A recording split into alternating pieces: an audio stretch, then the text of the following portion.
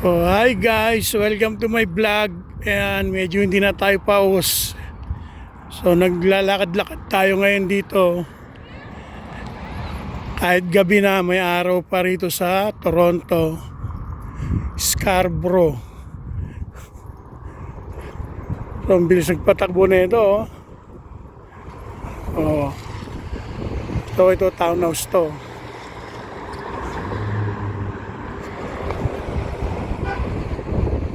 Townhouse yan. So yung mga bahay. So may construction dito. So sinishare ko lang yung mga kaalaman ko, no. So sa tagal ko rito sa Toronto, wala pa kaming bahay. Pero nag-try kami ng townhouse, pero hindi ganyan na setup. Yung townhouse na dikit-dikit din, pero ito iba ang design eh. Townhouse tawag sa ganito rito sa Toronto. So rent to own yung townhouse. Inuupahan namin, tapos nakalagay sa contract rent to own. Kasi dati meron nun eh. Kahit yung mga sasakyan na rent to own na mga sasakyan, meron din yan dati. Pero ngayon wala na. Ewan ko lang kung meron pa. Depende kasi sa credit score mo. Kung bad credit ka, yan, malaki ang interest. Ayun sa aking kaalaman na experience namin. Rent to own yung townhouse na inupahan namin, pero hindi namin kaya. So na-lay off ako sa trabaho. Kaya nagkasakit yung asawa ko. Kaya lumipat kami ng apartment. Yun ang story ng buhay ko rito sa Toronto. So dito sa Canada, magkakaibang life story natin. Hindi pare-pareho. No? Kaya yung isang vlogger na sa Alberta puro daw reklamo yung mga Pilipino. Diba? Gre-reklamo, panay reklamo, nasa Canada na. Magkakaiba yung life story natin. Kaya ganun yung ibang Pilipino. Iba paycheck to paycheck. Yung iba may sinusuportahan pang pamilya sa Pilipinas. Nangyari sa akin yan, wala akong naipon, lubog pa sa utang. No, kaya yung vlogger na yon, hindi ko na babanggitin, baka lalo pang dumami yung follower, no, na puro daw reklamo yung iba na dito sa Canada. Natural lang na magreklamo yung iba dahil naglalabas lang ng feelings yun, yung katotohanan, diba? Iba natin kababayan Pilipino rito, yung iba hindi swerte rito sa Canada. Yung iba nga dumating walang employer. Yung iba walang pamilya rito, no? Solo lang sa buhay. Tapos gastos pa sa araw-araw. Parang Pilipinas din, magastos din sa araw-araw. So, ganda pala yung bus stop rito. Yan, waiting shade. Yan, dati hindi ganyan. Ngayon all glass na. Dati si plastic, binababoy. Isa nga binabasag pa yan eh. Ayan ang bus stop So sinishare ko lang ang aking kaalaman dito sa Toronto. So ayan yung bahay dito. May construction. So yung mga puno nilalagyan ng bakod para hindi ma-damage. Kita nyo naman, napaka-green dito sa Toronto. Ang daming park tsaka puno. Sa Metro Manila masikip na, wala na mga Luneta Park na lang ang pupunta mo doon. Ganyan yung bahay dito. Yun pa, sa kabila.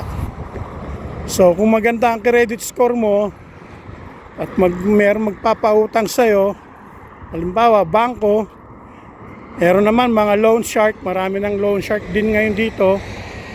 Aba, swerte mo.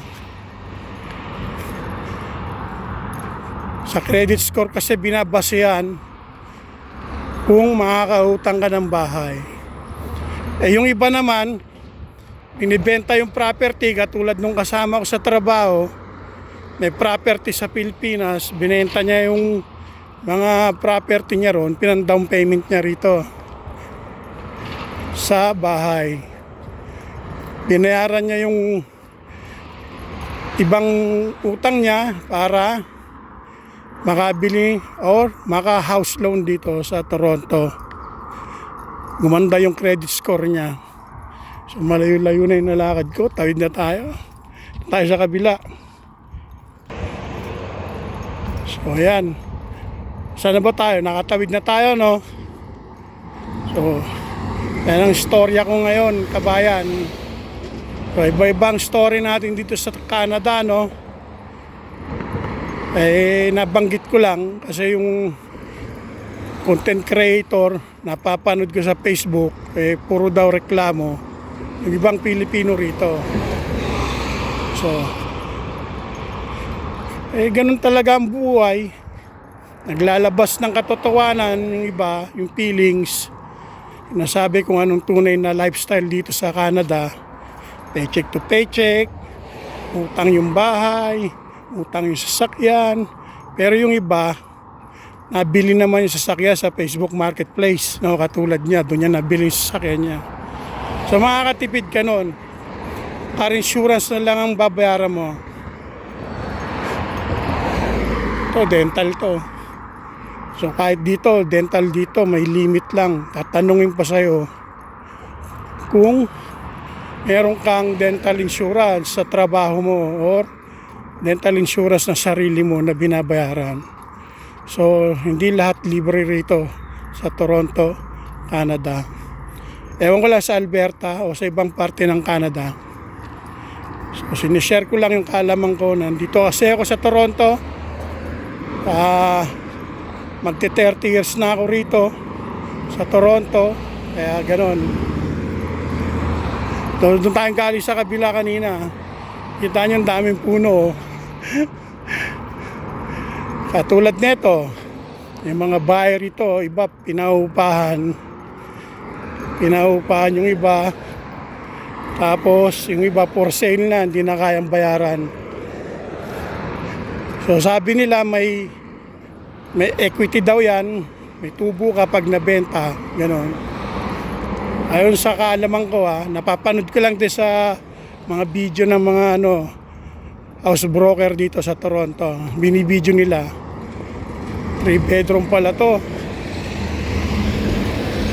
separate entrance for sale.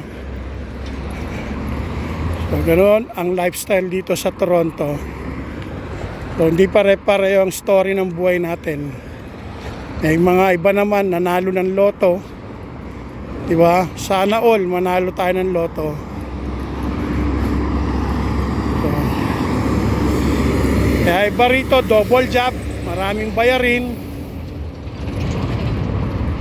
maraming bills to pay. Kaya yung mga napapanood ko iba rito na nagbibideo, hindi nagsasabi ng katotohanan. Flex lang ng flex ng mga kung ano-ano sa video, nagyayabang. Diba? Nagyayabang na ganito, ganyan dito sa Canada. Pero yung iba, alam yung katotohanan, hindi naman nagbibideo, simple lang. Ay, may dadaan, baka magalit. Pause ko muna. So yun, pinadaan ko muna yung tao. Baka kasi magalit. So, nandito na lang mga kabayan. Thank you for watching my vlog. Salamat sa pakikinig. So, nag-i-enjoy lang ako mag-vlog. Like nyo kung gusto nyo. Mag-subscribe kayo kung gusto nyo. May construction rito. Traffic dito. No? Tawid na tayo. Naku, ang daming sasakyan.